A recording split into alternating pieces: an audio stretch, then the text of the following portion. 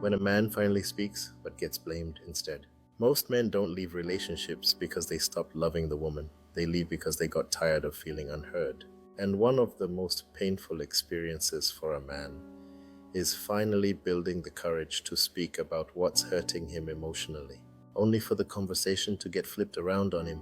You see, men are taught to stay silent, to endure, to man up, to keep providing, keep protecting, keep solving problems. So when a man finally sits down and says, "Hey, the way you speak to me hurts me," or "I don't feel respected anymore," that conversation didn't come from weakness. It came after weeks, months, sometimes years of emotional pressure. But sadly, what happens in many relationships, instead of being heard, he gets attacked. The moment he expresses pain, the conversation suddenly becomes about his flaws. Now she's angry. Now she's bringing up old mistakes. Now somehow he is the problem. And that right there breaks a lot of men emotionally. Because responsible men usually don't speak immediately when something bothers them. They try to understand. They try to be patient. They try to avoid conflict. But every human being has an emotional breaking point. A man can only suppress disappointment for so long before it starts changing him internally. And the dangerous part is, many women don't notice the damage until the man emotionally checks out. See, men may not always express emotions loudly, but silence does not mean absence of pain.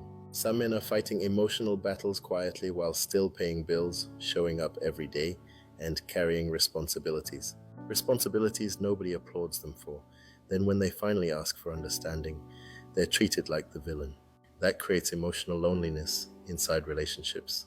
And emotional loneliness is one of the biggest relationship killers. Now let's be clear, this is not about blaming women. Healthy relationships require accountability from both people.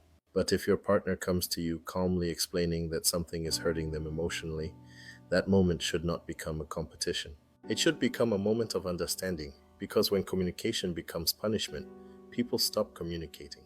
And once a man feels like opening up will only be used against him, he slowly starts suffering in silence. And eventually, silence turns into distance. Distance turns into disconnection. And disconnection destroys relationships.